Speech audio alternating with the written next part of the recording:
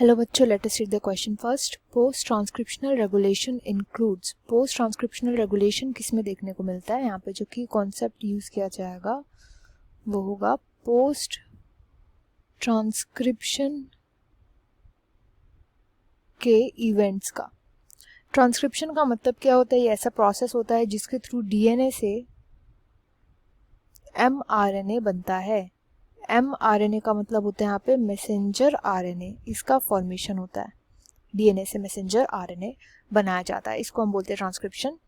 Transcription process के बाद usually DNA से अगर हम यूकैरियोट्स की बात करें तो एमआरएनए डायरेक्टली फॉर्मेशन नहीं होता है एमआरएनए का।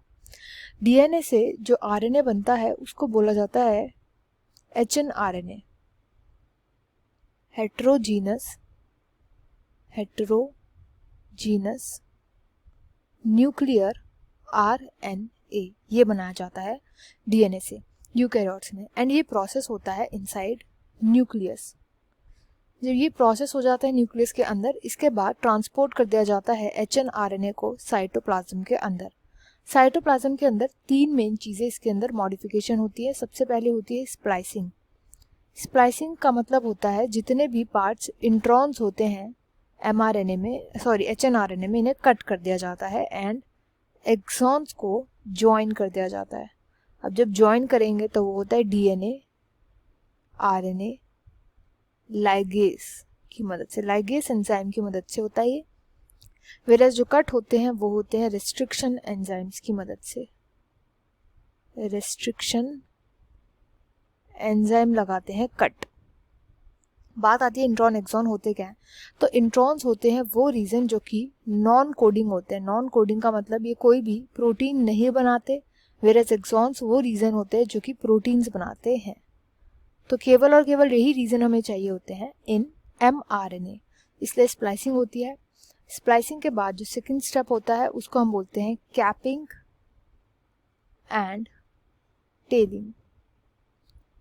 कैपिंग जैसे कि नाम बता रहा है कैप लगना, तो वो लगती है हेड पे। एंड एचएनआरएनए का जो हेड होता है वो होता है 5 प्राइम, यानी 5 प्राइम एंड पे गुआनोसिन की कैप लगती है प्रोटेक्शन के लिए आरएनए की।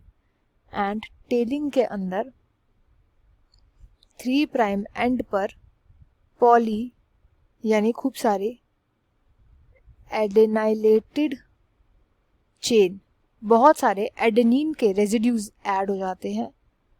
एंड अब जो प्रोसेस होके इन 3 स्टेप्स के बाद जो आरएनए बनता है उसको हम बोलते हैं एमआरएनए। ये एमआरएनए के प्रोटेक्शन में हेल्प करता है एंड रेगुलेशन में हेल्प करता है एमआरएनए की। ये दो मेन इस प्रोसेस के मेन चीज़ें होती है पोस्ट ट्रांसक्रिप्शनल रेगुलेशन। तो इसमें जो फर्स्ट बोला गया कि पोस्ट ट्रांसक्रिप्शनल रेगुलेशन में बाइंडिंग होती है रिप्रेसर की साइलेंसर रीजन में, इनकरेक्ट है। ट्रांसपोर्ट होता है मैसेंजर आरएनए का साइटोप्लाज्म में, यस। तब जाकर के 3 स्टेप्स जो हमने अभी डिस्कस किए, स्प्लाइसिंग, कैपिंग एंड टेलिंग, वो होते हैं।